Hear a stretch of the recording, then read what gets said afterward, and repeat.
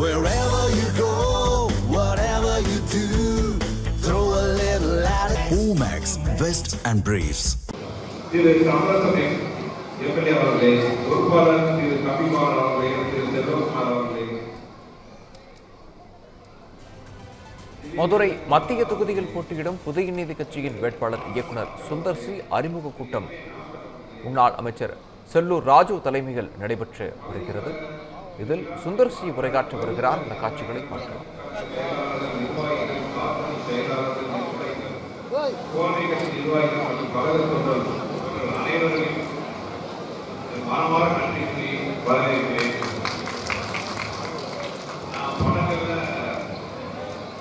நிறைய பேர் கட்டியிருக்கேன்,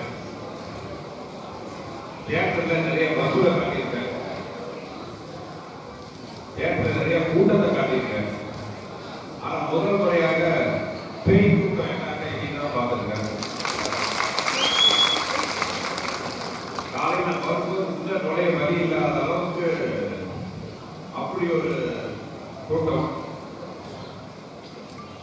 பார்க்கறதுக்கு அவ்வளவு சந்தோஷமா இருந்துச்சு. அப்புறம் பேர் வந்து அனைத்து இந்த குழந்தைய கூட்டத்தை பார்க்கும்போது மனசுக்கு அவ்வளவு சந்தோஷமா இருந்துச்சு. அப்ப என் மனசுல வந்து நினைவு என்னன்னா, 1973 புரட்சி தலைவர் எம்ஜிஆர் அவர்கள் உலகம் சுற்றுவார்கள் படத்தை வந்து ரிலீஸ் பண்றாரு. அந்த படத்தை ரிலீஸ் பண்ண விடாம செய்யறதுக்காக அப்ப திமுக வந்து கட்டப்பட்டாங்க.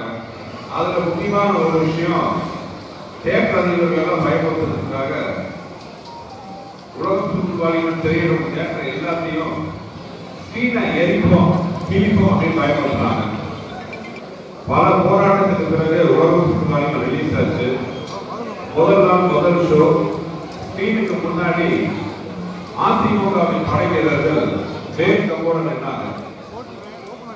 திரைய மக்களை பார்த்து வேல் கம்போட திரைக்கு காவலா நின்னாங்க. ஸ்கிரீன் விலகிச்சு. திரையில உலக சுற்றுவாளிகள் படம் ஆரம்பிச்சது. புரட்சி தலைவர் அந்த படத்தை ஆரம்பிச்சதே, நமது வெற்றியை நாளை சரித்திரம் சொல்லும், இப்படை நோக்கி எப்படை வெல்லும் ஆரம்பிச்சாரு. படம் பார்த்த மக்கள் எல்லாமே கரகோஷம். காவலுக்கு நின்ன அதிமுகவின் செயல் வீரர்கள் படை வீரர்கள் முகத்துல வெற்றி புன்னகை, சாதிக்கிற வெற்றி புன்னகை.